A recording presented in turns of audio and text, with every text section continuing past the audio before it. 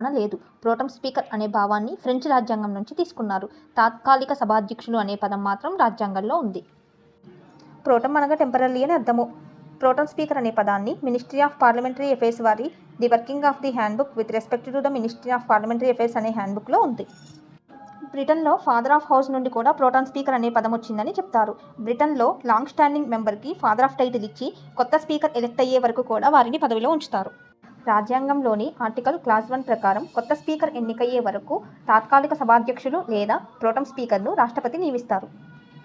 లోక్సభలోని senior most సభ్యులను pro tem స్పీకర్గా ఎంపిక చేస్తారు. ప్రోటెం స్పీకరు సభ్యుల యొక్క ప్రమాణ స్వీకారాన్ని మరియు కొత్త స్పీకర్ ఎన్నికను ప్రిసైడ్ చేస్తారు. ప్రోటెం స్పీకరు సెంట్రల్ లెవెల్లో అయితే రాష్ట్రపతి ముందు రాష్ట్రపతి భవన్లో ప్రమాణ స్వీకారం చేస్తారు. అదే రాష్ట్ర లెవెల్లో అయితే గవర్నర్ ముందు ప్రమాణ స్వీకారం చేస్తారు. ప్రోటెం స్పీకర్ యొక్క ఎంపికని మాత్రం ఎవరైతే రూలింగ్ పార్టీ ఉందో వారు కొంతమంది పేర్లను పరిశీలించి రికమెండ్ చేయగా రాష్ట్రపతి దాని మీద